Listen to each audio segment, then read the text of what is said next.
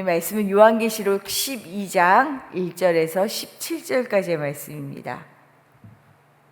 요한계시록 이제 오늘부터 우리가 오늘 읽은 12장에서 14장까지의 말씀은 요한계시록의 심판이 크게는 세 가지가 7심판씩 나오는데, 인내 심판, 그리고 나팔 심판, 대접 심판이에요. 오늘 7 나팔 심판이 끝나고 두 번째 심판까지 끝나고 이제 마지막 심판을 두고 있어요.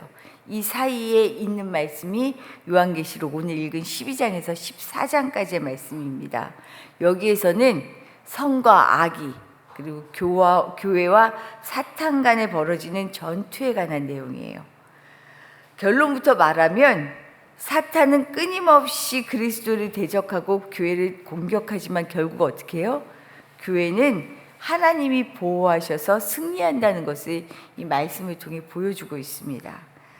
하나님의 백성은 이 땅에서 세상의 가치로 끊임없이 우리를 유혹하는 사탄의 술수를 거스르며 살아가는 사람입니다. 이게 하나님의 백성인 것 같아요.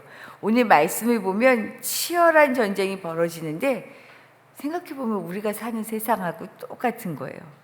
이런 세상을 살아간다는 것이 어찌 보면 광야와 같은 척박한 순간들이 너무 많죠. 하지만 오늘 말씀은 이 세상을 이기며 살기 위해 필요한 것이 무엇인지를 알려주고 있습니다. 오늘 말씀을 통해 우리가 어떻게 힘을 내며 살 수 있는지 한번 같이 보고자 합니다. 먼저는요, 광야는 시련의 장소죠. 척박한 자리예요. 하지만 이 시련의 장소이지만 또 보호의 장소입니다. 그리고 영적 피난처이며 하나님은 이 광야에서 우리를 훈련하고 양육하십니다. 우리를 세우신다는 거죠. 12장의 말씀은 특히 표징을 사용하고 있어요. 사실 요한계시록에 끊임없이 표징을 사용하는데, 박해의 위협 속에서 위기에 처한 교회들에게 직접적으로 표현할 수가 없잖아요. 그래서 묵시를 통해 말씀하십니다. 근데 오늘 본문에는 이 표징이 크게 세 중심 인물을 통해 드러납니다. 첫 번째는 여자고요. 용이 나오고 또 아이가 나와요. 1절 말씀에는 여자에 대한 묘사가 나와요. 이 여자는 해를 옷 입고 그 발 아래에는 달이 있고 12별의 관을 썼다라고 얘기해요. 굉장히 영광스러운 모습을 지닌 것처럼 여자를 묘사합니다. 이 영광스러운 모습의 여자는 교회, 하나님의 백성을 상징하고 있어요. 그런데 2절을 보면 이 여인이 아이를 베어 해산할 때가 되었다라고 얘기해요. 이 여인이 낳을 아이는 누굴까? 5절 상반절을 보면 그가 누구인지가 드러납니다. 제가 읽어드릴게요. 여자가 아들을 낳으니 이는 장차 철장으로 만국을 다스릴 남자라. 그리스도를 상징하고 있어요. 이 여자는 교회고요, 하나님의 백성이고, 그리고 이 여자가 낳을 아이는 그리스도를 상징합니다. 이제 이 여자가 때가 차서 아이를 낳으려고 하는데, 오늘 말씀을 보면 이 아이를 노리는 존재가 있어요. 그가 용이에요, 용. 4절 하반절 말씀을 제가 잠깐 읽어드릴게요. 용이 해산하려 하는 여자 앞에서 그가 해산하면 그 아이를 삼키고자 하더니, 이 용에 대한 묘사는 앞서 3절에 나오는데 큰 붉은 용이다라고 얘기해요. 머리가 7이고요. 뿔 10개로 그 힘과 영향력이 얼마나 센지 4절에서 이렇게 말합니다. 하늘의 3분의 1을 휩쓸어 땅에 내던질 수 있는 정도다. 이처럼 강력한 힘을 자랑하며 여자가 낳는 아들 그리스도를 삼키려는 이 존재, 용의 존재 누굴까요? 사탄을 상징합니다. 이렇게 상징으로 표현하고 있어요. 그리스도를 통한 구원 계획을 무너뜨리기 위해 안간 힘을 쓰고 공중 권세 잡은 자로 세상을 좌지우지하는 그 힘은 사실은 우리가 대적하기가 쉽지 않아요. 사탄이 그런 존재예요. 예수님의 공생에 앞서서도 사탄이 어떻게 해요? 예수를 넘어뜨리기 위해 시험하잖아요. 40일 동안 먹지 못한 사람에게 먹을 것을 가지고 와서 시험하는 것, 이건 생명을 좌지우지하는 일이죠. 우리가 볼 땐 예수님이니까 그냥 할 수 있지. 아니요. 하나님의 아들이지만 이 땅에 와서 사실은 세상을 다 가진 자잖아요. 그런데 이 세상, 하나님께서는 죽음으로 이 세상을 가지는 것을 보여주고 계셔요. 아들에게 십자가, 죽음을 보여주시잖아요. 그 일을 완수하라고 명령하시고 땅에 보내셨잖아요. 예수님 마지막까지 하나님, 아버지, 피할 수만 있다면 이제는 내게서 거두어 주십시오. 그만큼 힘든 자리였어요. 그런데 그 앞에서 사탄이 뭐라고 해요? 나에게 절하면 내가 다 줄게. 쉬운 일이 아니에요, 이 시험이라는 게. 우리도 마찬가지죠. 살면서 돈과 권력과 명예와 이것 때문에 살잖아요. 이거 얻으려고 공부하잖아요. 이거 갖기 위해서 끊임없이 얼마나 많은 노력들을 해요. 이걸 가지고 시험한다고요, 사탄이. 일상적으로 세상을 살아가는 우리에게 쉽게 물리칠 수 있는 유혹이 아닙니다. 이렇게 사탄은 늘 우리 삶에, 내 마음에, 내 주변에 아주 자연스럽게 스며들어 있어요. 이것을 깨닫고 이것을 거스르며 살아가는 것. 눈에 보이는 박해면 이거 박해야 라고 하고 같이 피할 준비를 하지만, 그렇지 않고 스며들어 있는 것은 이거는 물리칠 힘이 웬만해서는 없을 거예요. 우리가 그렇게 살아가죠. 오늘 말씀에서도 살기 등등하게 여자가 아기를 낳기를 기다리고 있는 상황, 이때 하나님은 여자를 광야로 이끌어서 보호하십니다. 이것이 6절 말씀이에요. 우리 12장 6절 말씀 다시 한번 읽어볼까요? 6절입니다. 그 여자가 광야로 도망하며 거기서 1260일 동안 그를 양육하기 위하여 하나님께서 예비하신 곳이 있더라. 바로 앞에서 눈에 불을 켜고 덤벼드는 위태로운 상황에서 하나님은 예비하신 피난처를 두고 계신 분이에요. 광야가 척박하고요, 견디기 힘든 장소 맞습니다. 그런 때임에 맞습니다. 이 척박한 땅에 그러나 하나님은 그냥 우리를 두지 않으신다는 거예요. 시련의 자리, 고난의 시간, 이 광야에서 하나님은 우리를 보호하시고 또 새 힘을 얻어 세워질 수 있도록 훈련하시고 양육하셔요. 이것이 우리가 살아가는 세상입니다. 오늘 말씀에는 1260일, 3년 반의 시간, 이 시간은 땅에서 하늘을 살아갈 훈련을 받는 영적 성장의 시간이다라는 것을 우리에게 보여주죠. 그래서 우리가 흔히 말하지만 시험과 고난의 시간이 결코 끝이 아니에요. 이 훈련을 통하여 하나님은 나를 나 되게 하는, 하나님의 자녀 되게 하는 성장과 회복의 자리로 삼으신다는 것이요. 그러니 우리가 사는 이 세상이 너무 힘들고 때로는 견디기 어렵지만 그게 정상이에요. 사탄이 공중권세 잡고 있는 이 사탄의 권세가 득실하니까. 하지만 우리는 여기에 이 가치에 살아가는 사람이 아닙니다. 세상을 따라가는 사람이 아니에요. 세상에서 하늘을 살아가는 사람. 그래서 영원한 하늘의 능력, 하나님의 나라를 소유하며 영생으로 살아가는 사람이라는 것을 기억하시고요. 두려워하지 말고 하나님의 도우심을 날마다 구하며 살아가시기를 축복합니다. 그런데 이 광야와 같은 세상에서 하나님이 우리를 보호하시고 훈련하시는 동안 오늘 7절에서 12절 말씀을 보면 하늘의 전쟁을 보여주고 계셔요. 어떤 일이 벌어지고 있는지. 이 하늘의 전쟁을 통해 하나님의 교회에 고난은 있지만 결코 패배는 없다는 것을 보여주십니다.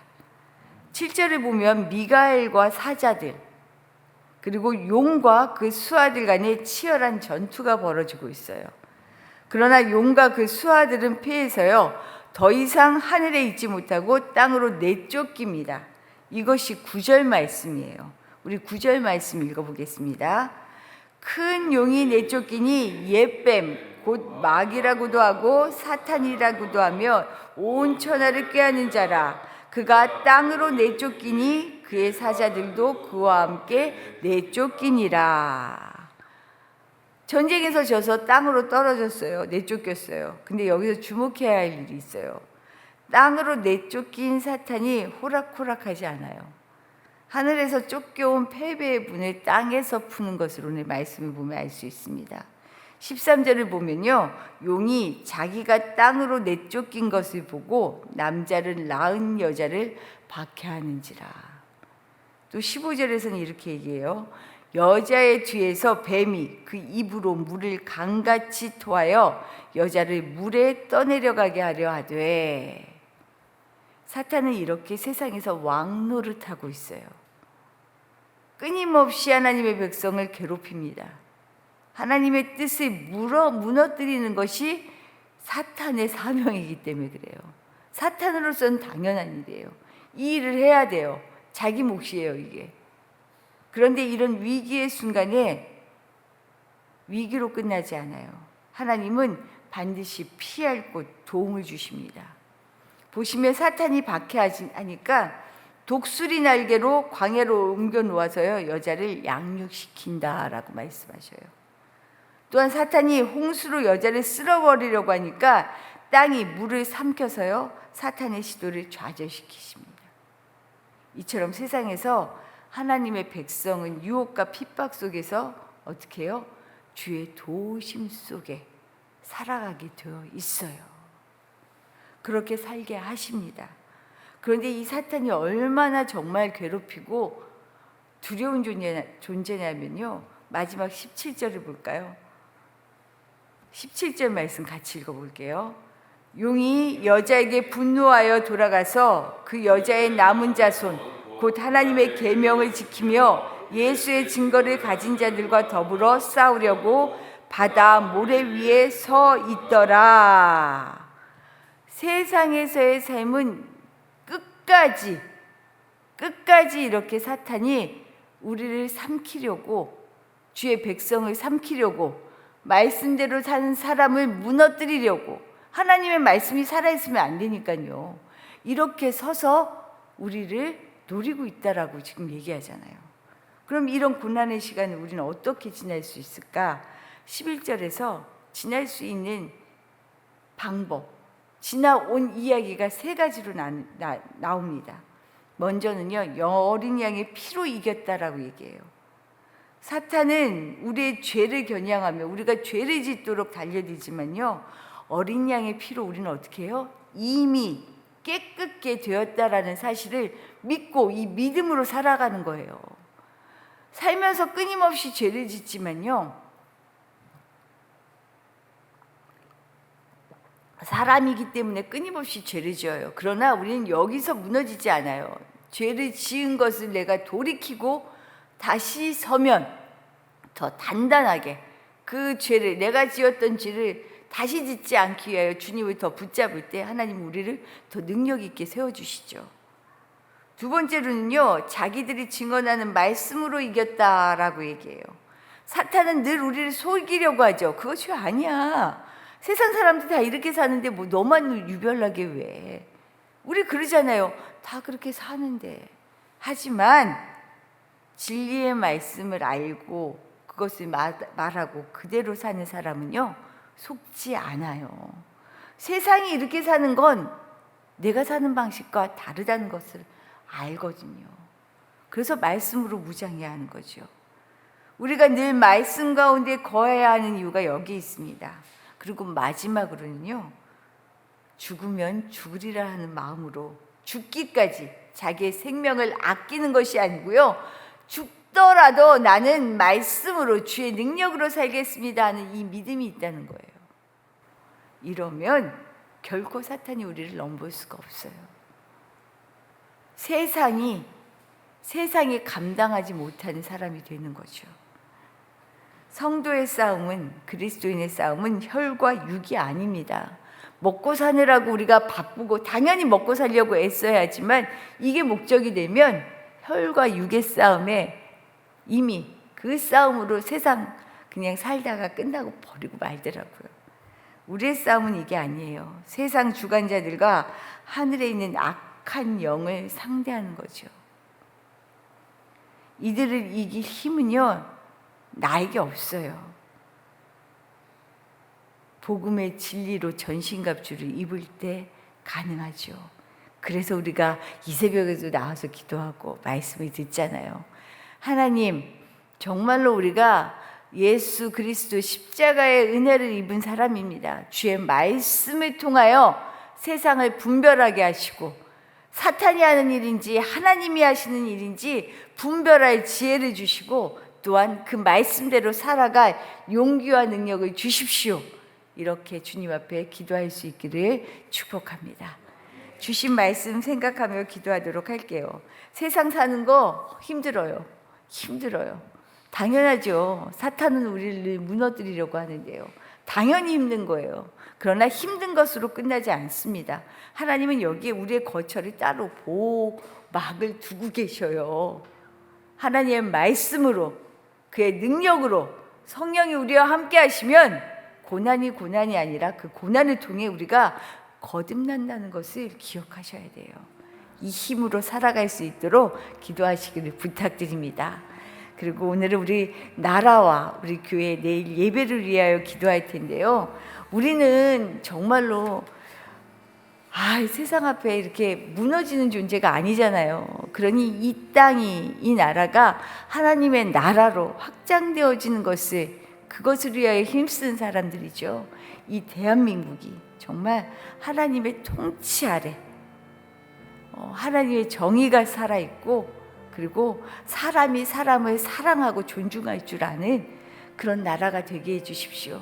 그러기 위하여 이 정권이 정말로 지혜롭게 이 일들을 잘 끝까지 해낼 수 있도록 도와주십시오. 기도해 주시고 우리 예배를 통하여 정말로 능력 있는 예배자구나, 하나님이 나를 이렇게 만나주시는구나 라는 것을 경험하는 자리가, 그런 예배가 될 수 있도록 기도해 주시기를 부탁드립니다. 기도드리겠습니다.